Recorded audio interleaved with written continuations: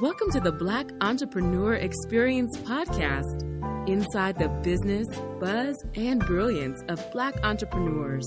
Here is your host, Dr. Frances Richards. Thank you for joining us for Black Entrepreneur Experience. This is where we shine the light on the most successful Black entrepreneurs in the world.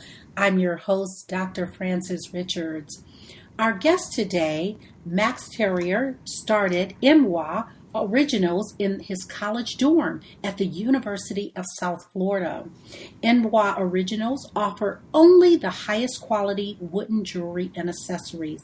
Max, thank you so much for joining us for Black Entrepreneur Experience. Thank you for having me. It's a pleasure to be here. Now, I've shared a snippet of your bio. Can you fill in the gap and tell our audience more about you and your company? Sure. As you said, I started the initiative when I was in my college dorm room, and it really started as something sort of as a side hobby.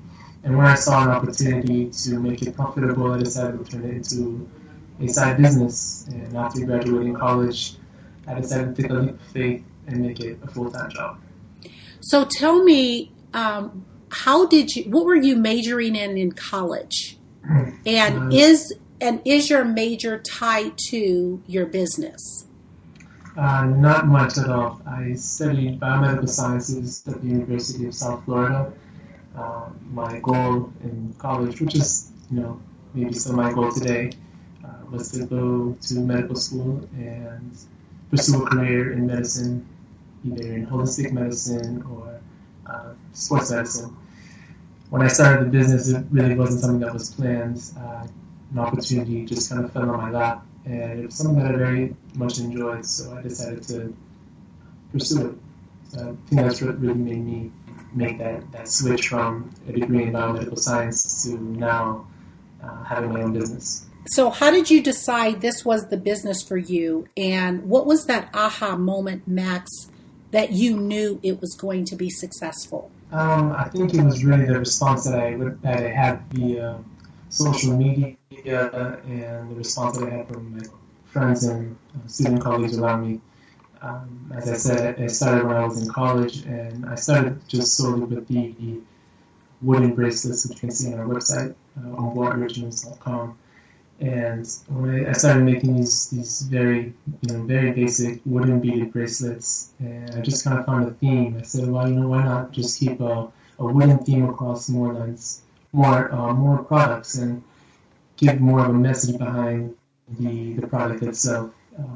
So really, to answer your question, my aha moment was just the response around my community and kind of the response from my student colleagues who really told me to pursue it, and I saw it to be profitable in the short term, and I said, why not take a chance and try and make it something bigger. Now, how do you define success? What does that look like for you, and how long did it take to manifest in your life? It's funny you say that. To me, I don't think that I'm successful just yet. I still think I have a lot of room to grow and a lot more to do. For me, success would be developing a business model that's not only profitable, but also gives back to the community. So it's not only just making means for yourself, but also giving back to others around you. And that for me is success. I have yet to make it to where I want to be, but I think I'm on the right path. And if I can keep growing with keeping the same initiative that I have, but making it bigger, then I'm all for it. Max, can you share with our audience a daily or weekly habit that you consistently will do that has given you the greatest success? Yeah, definitely. For me, it's funny. I was speaking to a classmate when I was in college, and we were in the same major, biomedical science, and it's a very tough major for the people who do pre-med. I'm sure they know already. But he told me, and it just kind of stuck with me, just keep doing things for tomorrow. So that means, the way I took it into account is, you can do things for today, you can get the work that's done that needs to be done for today, but you're not going to make any progress if you don't prepare for tomorrow. So I kind of made it a habit to say, okay, you know what, I'm going to wake up today, and I'm going to do something that's going to benefit me, maybe not tomorrow, but maybe next week. So that means maybe improving, for example, just the way that we do shipping, or maybe finding some different shipping materials that are maybe not only cheaper but also more sustainable. And those kind of things just kind of made me grow and really help develop a bigger business. Max, I want to kind of ask a question. I want you to talk to our audience about this amazing, because you're a social conscious company. Tell us what you're doing in reference to Haiti and your whole social conscious platform for your company. Sure. I actually start by saying that when I first started the business in college, I didn't exactly have the greatest amount of support from my family, from my parents, who were funding my college for me to go to medical school. So for me to tell them, okay, I'm going to pursue a career in basically crafting bracelets and jewelry, it was hard for them to take serious. So I told myself, okay, what's going to separate me from other people that are doing the same thing? What's going to make this initiative, what's going to make this business big? What's going to make this stand out? And I said, well, why not add a social responsibility, something bigger than just, making it profitable? And so that's when I first turned to an organization that I worked with in the past with volunteering in Haiti. The name of the organization was the Haitian Resource Development Foundation. And what they do basically is they give students after school programs and things to do after school to further their education, whether it be technology classes in agriculture, athletics. So I sat down with the president, who happens to be a close friend of mine, and I said, what could we do to fund the class? I want to get involved. And so what we decided to do is fund a after-school program for technology classes. And in our first year, we were able to raise about $1,000, and it paid for about 7 or 8 computers that were placed in the after-school program.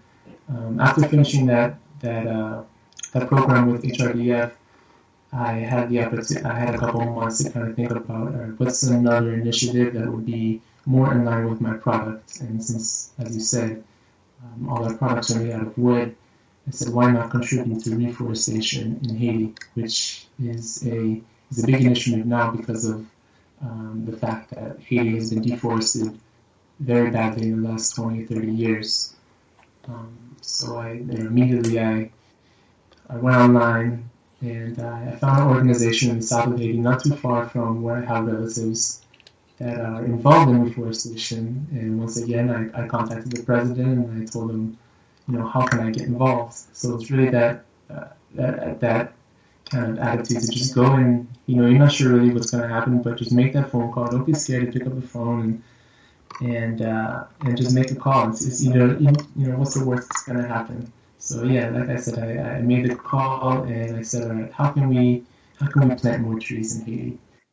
And we ran through some numbers and we figured out that it would cost about $1 to plant one tree in protected watershed land in Haiti.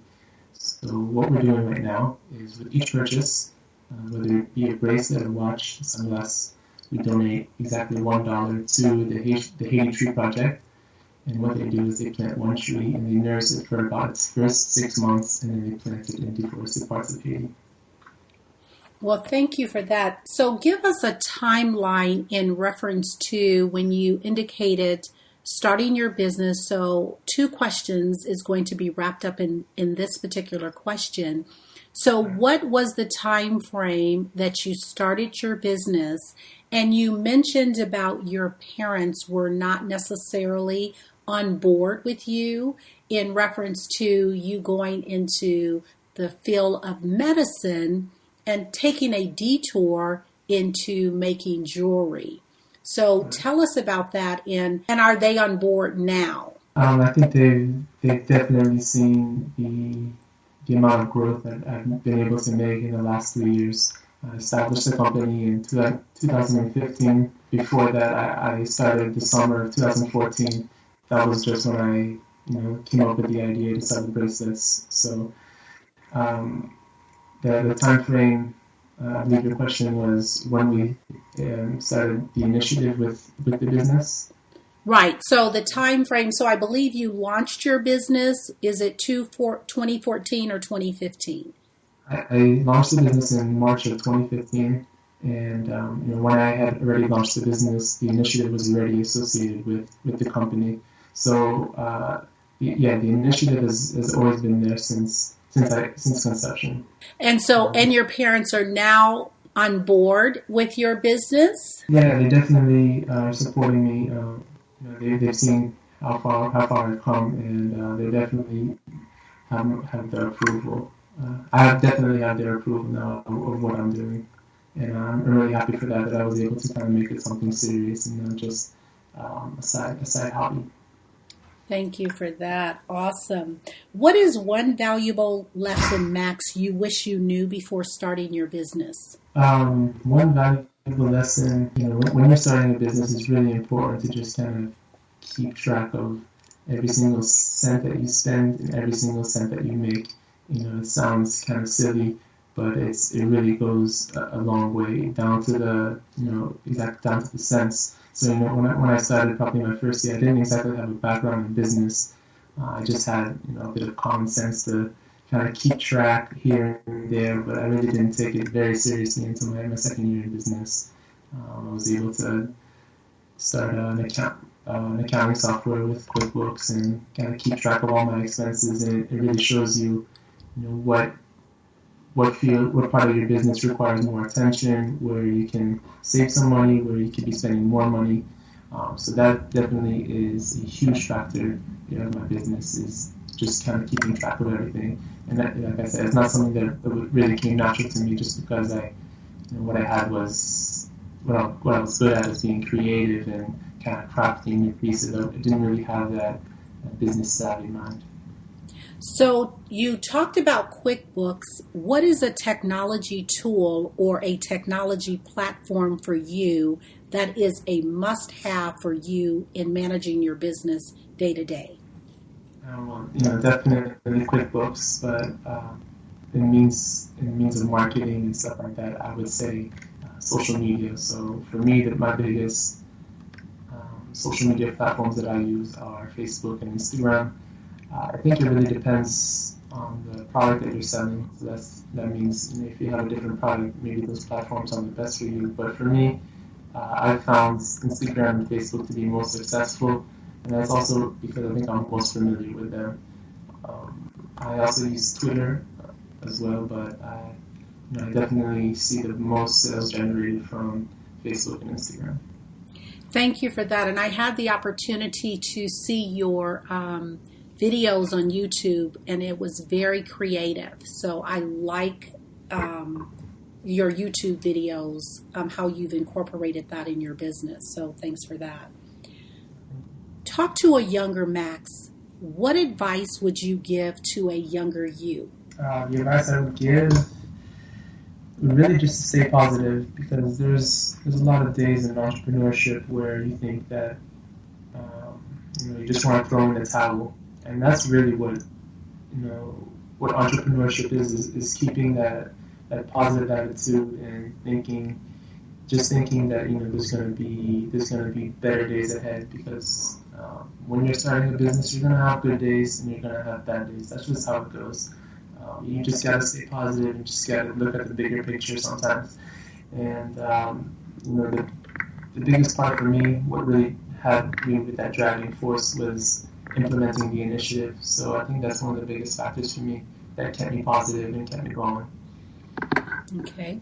And who are your top two influencers in your life, and what lessons did they teach you? I would say my parents. My dad, my parents are both immigrants. My father is from France, and he came here with just a high school education, and he was able to start a business on his own. And after graduating college, I moved back home for a year, and I was really able to learn a lot from my father in what he was able to do. And it really, it amazed me, because he's someone who never went to college, but he was able to make a successful business and have it running successfully for over 25 years. Another influencer for me would be my mother. She's a physician. She has that hardworking attitude, of, don't go to bed until it's done. And that is another huge aspect of entrepreneurship. When you're starting a company, especially in fashion or design, you're competing with these huge manufacturers, people who have these huge budgets for marketing, these huge budgets for production, and you're just by yourself. So the only thing that you really have to give that can match that is your time. And I definitely have, and I still have days where I'm up for 20 hours working on different things, just trying to make everything perfect. So I think I definitely got that quality from my mother. She's always studying, she's always working, and she always has that motivation to do better. So what would you say, Max, is working well for you now in your business? I would say working well for me right now is my website. I was able to, when I first started the website, I started everything on my own. I didn't have much knowledge of web development, marketing when it comes to taking pictures, editing, and having them up online for other people to see. And like the last probably 30 months, I've been able to I would like to say I've been able to master studio photography and editing pictures on my computer and having them online and having kind of a visual representation of our products for someone to buy online, because that's really what it comes down to when you're selling a product online is that visual representation, to have somebody be able to purchase something without actually feeling the product, but having your visuals good enough so that people can see it and want to buy it. So that's really something that has taken me from average to great, I think. So are you doing all your productions yourself in terms of the videos that you're producing and the pictures you're taking, or did you contract that service out? For the most part, I do most of my photography. I do work with a lot of other very, very talented photographers who are also, colleagues and friends of mine. It's really great working with, individuals the same age as me and individuals in the same community as me, because they have a lot of these fresh ideas and a lot of that motivation to go and do something. And I really do love working with, new photographers and new creatives. But yeah, for the most part, I do a lot of it myself. And Max, how do you balance your personal life, family life with your business? It's been really tough to kind of balance everything. You kind of have to make sacrifices. Being an entrepreneur, you kind of have to think about, how important is going out to you, or how important is partying, or all that hype. How important is the hype in your life? And I've just kind of been able to balance the things that are really important to me. So my family, my close friends, and my business. And that for me has been working. I'm happy with the time that I'm able to spend with my family and my friends as well. You said something, and you talked about how your dad is an entrepreneur. Great. He was one of your top influencers, as well as your mom, which seems like the logical path, you going into the field of medicine, kind of both of them steering you in kind of a direction. And one of the things that Black Entrepreneur Experience, what we do on this podcast, is we want to ignite more individuals in our community. We want to inspire them to become entrepreneurs. How important, Max, is that for you, for your business? Or talk to the individuals in our audience that's interested in starting a business. How important was that to have that example, your dad as an entrepreneur? I'm speaking for myself personally. When I ventured into the world of entrepreneurship, I didn't have mentors and I didn't have any real examples to go for or to look up to. Talk to us about your experience and having your top influencer being your father and also an entrepreneur. Yeah, sure. Like as I said, when I did first start, I didn't exactly have their approval, and they weren't exactly supportive of the whole business and what I was pursuing. But I kind of made it a mission to prove it to them and to myself that I could make something of it. And once I was able to take it to a level, I presented them with my idea and a business plan. I said, this is what I'm going to do for the next couple of years. I don't know what my end goal is, but this is the path that I want to stay on. As far as mentorship, I'm really, really grateful that I was able to learn so much from my father. Besides my parents and having them as mentors, the other huge tool that for me was being in a university, in a huge culturally diverse university. I was able to take my business to an business incubation program on campus, and they really kind of got me thinking into more of a business mind. And so what I would say for an entrepreneur or someone who is thinking about starting their business is I would say definitely look towards your university or your school, your high school, your teachers. I reached out to several business teachers at my university as well. Just a simple email, just saying, hey, listen, I have this business idea. I realize that you're a business teacher at the university. I also go to the university, and I want to sit down and talk to you. Maybe you can give me some advice. 9 times out of 10, they'll be happy to speak with you. And even if you're not in university or you're not enrolled in a high school, you've graduated high school, but you're not in university yet, a lot of these teachers, they're in that field to help people. So if you're not enrolled in university, I would still say give a teacher an email. Just don't be scared to ask for help. There's plenty of people out there that want to benefit the community and want to help the community. So use the tools that are in front of you. And we're really lucky to be living in a country like the United States, where you have so many resources. I've been able to experience life in a lot of different countries. I spent some time in France and some time in Haiti. And, those resources just aren't there. So really when you come to the U.S., everything is so organized, and you have the tools in front of you to do something. It's just really making the most of them and taking them to the next level. Thank you for that. Let's switch gears. Let's talk about risk or failure, however you want to define it. What is the worst moment in business, and what was the takeaway? That's a tough question. For me, I guess a biggest failure would be to spend time on products, develop a product, have it manufactured, have it marketed, and then it not sell. So, and for me to avoid that kind of problem, I start on a very small scale.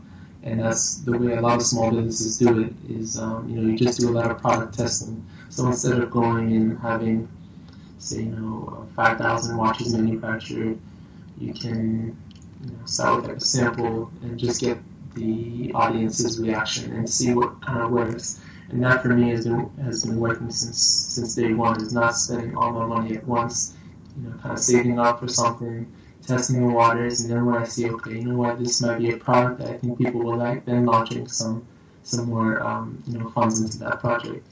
But really just kind of build off your failures and build off your mistakes. Whenever you make a mistake, after talking with you right now, I just thought about one of my probably biggest mistakes I made so far, and it had to do with, I think, my business cards. We have these wooden business cards that we have manufactured, and they are kind of pricey. And I went to go upload a design, and I believe I put the wrong information on the back of the card, and I had produced almost 1,000 business cards, which came out to a very, very high business expense. So instead of throwing away those cards, I decided to find this double-sided tape and make the cards into stickers. So I gave them out with all my orders, and I ended up seeing a lot of positive feedback on social media. Oh, I love these stickers. This is a great idea. Where did you get these stickers made? And I said, well, actually, it was a huge mistake, and I just turned it into something I thought that I could make some money off of. And that's really what you have to do, just kind of turn your mistake into a positive. Thank you for sharing. That's an awesome story, Max, how you took your lemon and made lemonade. So that is, that's what entrepreneurship is about. It's about taking risk. Definitely. And it's about how can you shift. And so that was a wonderful shift. Thanks for sharing that. Tell us, Max, what book would you recommend to our audience and why? What book? Okay, so I came across this book. It's called One for One by, I forgot the author, but I'm going to have to get you that information after. It's the story of the Tom's Foundation. I'm not sure if you're aware of those shoes. Tom's, so basically what they do is with every pair of shoe that they sell, they give a pair of shoes to a child in need. And I read the book, and it really, really helped, shape my company. One of the biggest aspects of the book was to keep things simple, and that has also stuck with me a lot. Oftentimes, when you're creating and you're developing something, you have so many ideas, but it's really important to just keep things simple. And I want to stress that so much. The more options and the more customizable things you can do, the more of a headache it is. So really, it just comes down to keeping a business plan nice and simple, and that for me has really brought the most success. Max, if you conducted this interview, what is the one question that you would have asked yourself? And I want you to also answer that question. I would have asked myself, how did you come up with the idea Enbois to sell wood-beaded jewelry? And to answer that question, one day I stopped at the craft store. I believe I was picking up something for my apartment. And I was surfing on the internet a couple of days before for some beaded bracelets. They're very popular amongst people in my generation, and the price is actually quite high. So I said, why can't I just make my own beads? So I went to the craft store and made some beads, and I ended up getting a lot of positive feedback from my roommates, my friends, and they said, why don't you sell these? And a light bulb just came on. And that's how it started. Thank you so much. That is an amazing story. So what we want to do right now is go into what I call the Fun Facts Lightning Round, and I'm going to ask you to give me a very quick answer to these questions. Are you ready? I am. Okay. The last movie you saw, Max? The last movie I saw was Get Out. And you relax doing what? I relax doing working out or any kind of activity outside. Really relaxes my mind, gets my mind off stress. Your favorite singer? My favorite singer would have to be Stephen Marley. And your favorite dance song? My favorite dance song would be Drake and Wizkid, One Dance. What food you eat every week, no matter what? I'm not ready for that question. Probably toast with my breakfast. And your favorite month? My favorite month would have to be January. It's the rebirth. Thank you.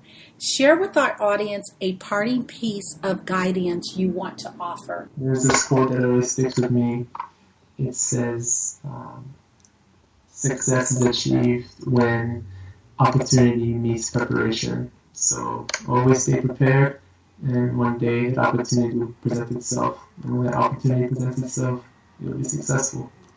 What is the best way for our audience to connect with you? You can visit our website, Enbois, that's ENBOIS-originals.com. From there, you can have the links to all our social media accounts, and you can also get in touch with me personally through email.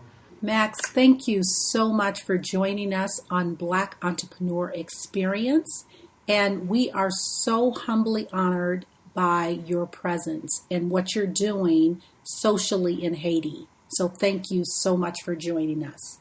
Thank you so much for the opportunity. It's my pleasure. Thank you for listening and subscribing to Black Entrepreneur Experience. We would love for you to leave a review and rating on iTunes and share with your friends. For show notes and more episodes, go to www.beepodcast.com. Join us next Wednesday, and remember, green is the new black. So keep your bank accounts and your business in the black.